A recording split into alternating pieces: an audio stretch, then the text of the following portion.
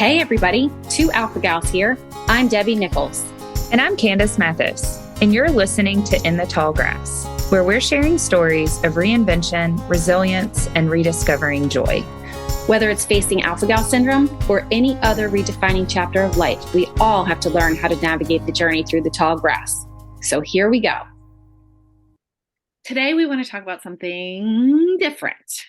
So as we're approaching the end of January, the month where everyone comes out with these, lofty expectations and planning for what they're going to do for the new year, their resolutions, right? And I'm always intimidated by that word. Candice, you and I looked this up before getting on here to record, and the actual definition, the definition that I think is relevant to how we're using the word resolution today, is the act of resolving or determining upon an action, a course of action, method, or procedure. So to me, that is like saying you're going to do something new or different. Well, I was thinking about this in the car the other day, and I was thinking how I don't know that I've ever actually kept up with the New Year's resolution in a year. Have you ever kept up with one? Never. Yeah. I mean, I have the greatest intention of, working out or, cutting out sugar or, whatever it is. But to me, as I'm thinking about the resolution and the one that I did not make this year, knowing that I would probably break it if I did, to me, it makes so much more sense living with alpha gal syndrome and the changes that we've had to make since our diagnosis to think of the New Year's process really as more of an evolution rather than a resolution. So that's what Candice and I wanted to talk a little bit about today. This is just going to be a little tick bite today. And we're going to tell you some of our thoughts and the things that we've done and how we're reframing the way that we're thinking about these New Year's goals. Yeah. And I love that. And when you were sharing this, thought with me the other day, it's like, yes, it kind of encompasses evolution would be the process of formation or growth, development. So it's, the little changes that you're making, the process.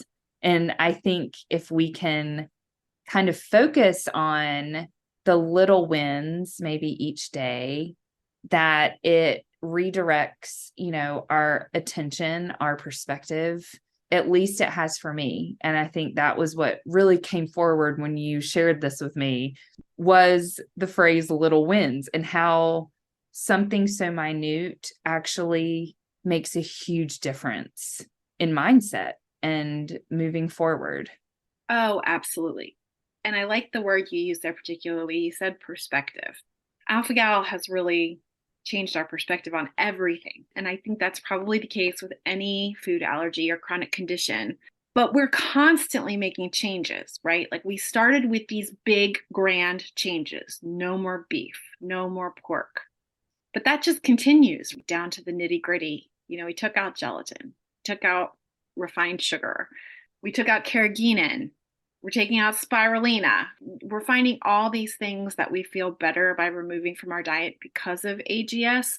And so it's interesting to think at what a big impact alpha gal syndrome has on our life and how, huge, right? In what we eat, what we wear, what we put on our body, in our body, everything has this huge impact, but we're getting through it in these little wins. It really does sort of put it in perspective as to where you want to go from here, rather than saying, I am going to do this. We're saying, I'm going to take the steps necessary to get to where I need to be. Right. And I think, a lot of that kind of comes back to nurturing ourselves in a different way. And it's really hard. I mean, you and I both been like looking back to where we were at one point prior to our diagnosis and being sick, where we did CrossFit and we did these, like our lives just look so different. We now have to think about, how does exercise impact how we feel? You can't just go to certain coffee shops if you're fume reactive. There's so many things that really it makes your head want to spin. But I think if we can get back to what do we need in this moment to nurture ourselves, and maybe starting at that point of thought. At least I've found that to be helpful after kind of coming out of the dark cloud, and reframing things a little bit. And it comes back to this nurturing component.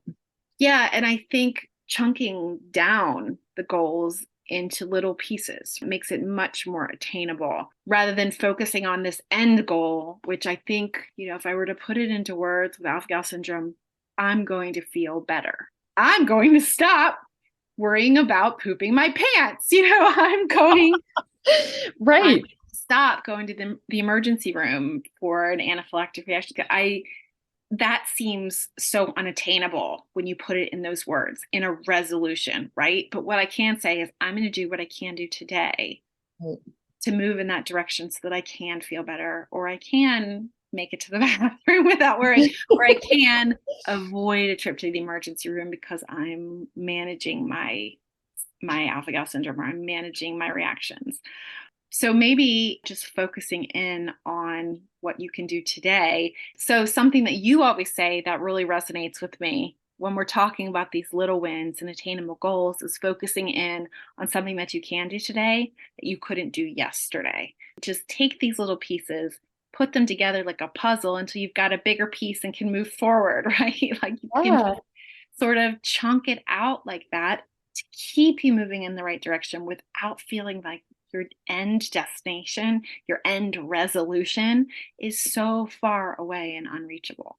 Yeah. And I think that is so important to hear. Like I remember, I think I was sharing this with you earlier, that when I was really acutely ill and literally couldn't go to the bathroom alone, I couldn't walk from my couch to the bathroom. And one of my dear friends, Sarah, was with me, and she had been my workout partner for years. And she stood me in the bathroom in front of the mirror and said, "You are strong. You are healing." And I didn't believe her at first, because you're clouded, but I made a pact with myself that I was going to say it every day. And I started doing that, and slowly there was a shift that happened. And my encouragement would be to pick one thing to focus on. If it is shifting maybe how you speak to yourself, or if you get dressed, or, just pick one attainable thing. Like you said, chunk it down to one thing a day. Slowly, you're going to see a positive shift in your healing path. Yeah. Yeah. For more information on that, we have a whole episode where we talked with Tamara Hubbard about reframing your language, because it is so powerful and you don't realize how powerful it is until I think you embrace it and use it. Yeah. Right. Something else I'd like to mention too is I think part of why I don't like the idea of New Year's resolutions is, well, I know they're typically going to fail for me. Like I'm not going to go through with them. I think this is a large majority of people. Mad props to anybody out there who does stick with them through the year. But I think about that. And I think that part of the reason that they end up halting so early is you get a setback, right? I'm going to work out 4 days a week. And then, for example, and then, your third week in, you only have 2 days. And then you're like, I failed. Yeah. Right? I'm done. I can't do it. I'm not going to do it next week. I'm speaking from my own experience, not pushing this on anybody else.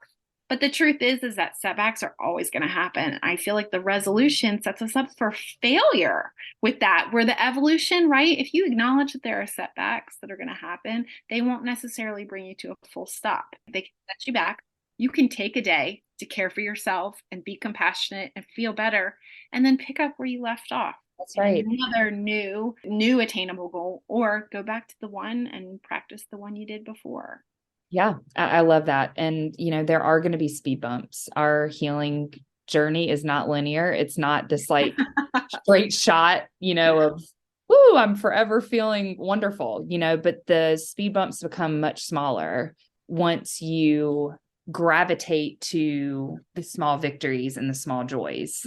Then it's much easier to like kind of glide over them a little bit and accept what that day might be bringing. And then, tomorrow is something new. So I think it's definitely powerful when you can kind of shift into that perspective. So I would say to everyone listening, what one thing are you going to focus on today?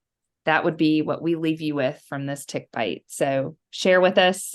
We'd love to hear from you on social or shoot us an email. Yes, definitely. We want to hear about all the things. And to put Candice on the spot right here, what one thing are you going to focus on today? That's part of your evolution. Well, I moved my body today, and I had not done that in over a month. So I did my little Sculpt Society, gentle, but whew, my booty is burning. So I did that. That was my one thing. And tomorrow might be different. What about you? Oh, I didn't give myself enough time to think about this before asking you. I should have spent a little bit more time on that.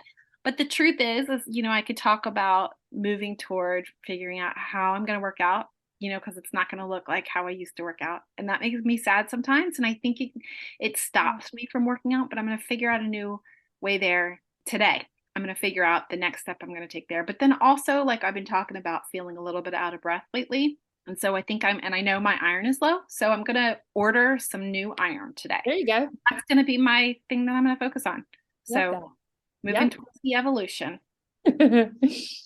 Thanks, everybody.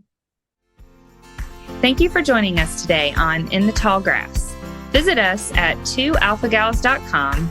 That's TWOalphagals.com. Or you can find us on Instagram and Facebook at 2alphagals. If you enjoyed listening, please leave a review and help us grow this community. We're all faced with obstacles on our journey, whether it be food allergies or tick-borne diseases. You might outgrow the reactions, but you won't outgrow the person you become. Ticks suck, but life doesn't have to.